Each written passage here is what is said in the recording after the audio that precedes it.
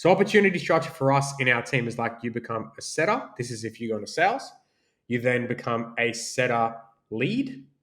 You then get the privilege of becoming a closer. And then you get the privilege of becoming a closer lead, right?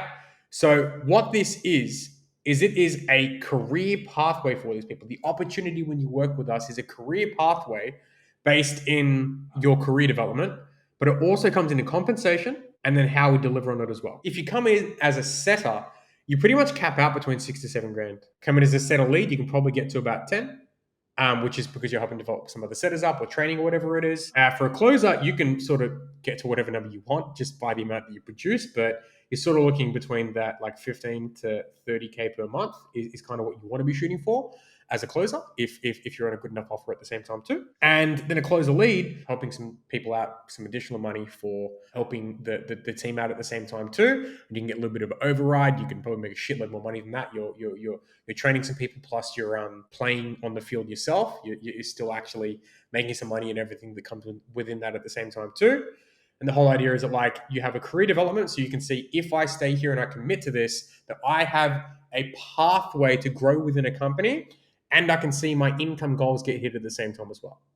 If they can't see the opportunity for them and they can't understand that that's the way to get there, i.e. not the way to get there, sorry, it's more about the pathway that they will go on when they work with you, they will look around and think about other offers or places that will be able to do that for them. Or if they don't, they will be thinking about that when they're working with you. And the idea is to retain great players. So why not just have that already inbuilt and structured into your company, if that makes sense, right? Because then they have the opportunity to stay and grow with you forever. And the cool thing is like, that's their job now. They'll love it. They'll probably be a great entrepreneur, if that makes sense.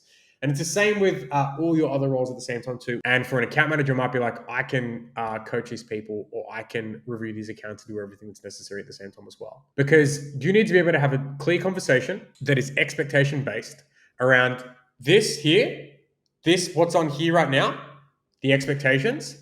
If you can't do this, do not tell me that you can, right? And if you can do it, I expect that you will do it. And if you don't, that we're going to have a conversation about why you're not doing it, because it might be you don't have the skills, or it might be that there might be some variables that come into it that might be a different situation that you might have to deal with that we can help you with, or maybe you're just not cut out for it. And then we have to understand that there's a period of time that you are going to be given a grace, and then after that, it's cut, right?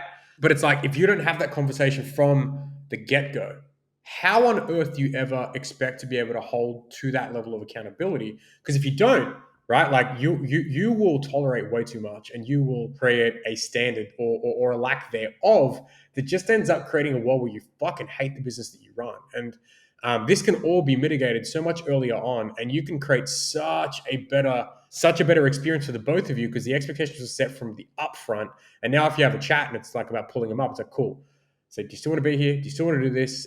Is everything okay at home? Can we do anything about this? Because I want to see you win. I want to help you hit the goals that you said that you wanted to hit in the first place. I want to help you see, develop, and grow within the company. But if this isn't happening, then we need to have a fucking conversation about this, and have a conversation about this now, right? And without that scorecard, you just never get the privilege of being able to actually bring that conversation up and hold to that standard,